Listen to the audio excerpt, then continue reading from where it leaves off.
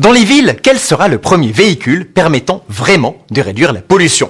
La voiture électrique ne décolle pas et voici qu'un challenger entre dans la bataille. Il s'agit de la voiture à air comprimé. L'histoire retiendra que la première voiture non polluante est née 2 ans avant la fin du XXe siècle. Son carburant, tout simplement de l'air comprimé. Et voici son inventeur, un ancien de la Formule 1. Guy Nègre a inventé la voiture à air comprimé et il veut révolutionner le monde de la voiture urbaine. Son véhicule possède en effet 200 km d'autonomie et peut s'offrir des pointes à 110 km/h. Des performances comparables à celles d'une voiture électrique avec un gros avantage, l'absence de batterie. Toutes les pièces de la voiture, du moteur à la carrosserie en résine, ont été inventées et fabriquées dans l'usine qui l'a fait spécialement construire. C'est donc bien plus que le projet d'un inventeur fou. Le moteur lui-même est très original. C'est simplement la pression de l'air comprimé mélangée à de l'air extérieur qui repousse les pistons.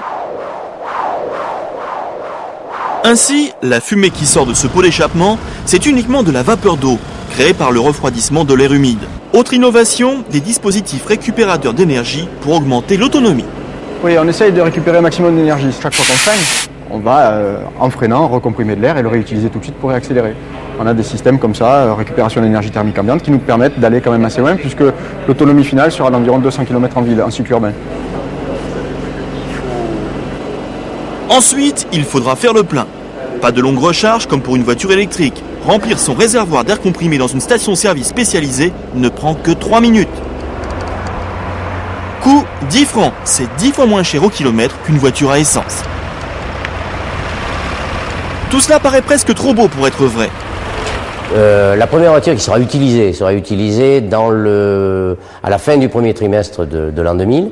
Vendue, ce sera pour le 2e semestre. Mais on a des utilisateurs qui nous ont demandé des voitures, à qui nous allons confier des voitures pour des essais en vraie grandeur, pour pouvoir les tester, etc. Bon, par exemple, les taxis and limousines committee à New York, nous allons leur livrer 2 voitures, ils vont les tester, ils vont regarder, et après, ce sera les vraies ventes. Un peu de retard donc par rapport aux prévisions, mais avant même d'être commercialisée, la voiture à air comprimé connaît un succès planétaire.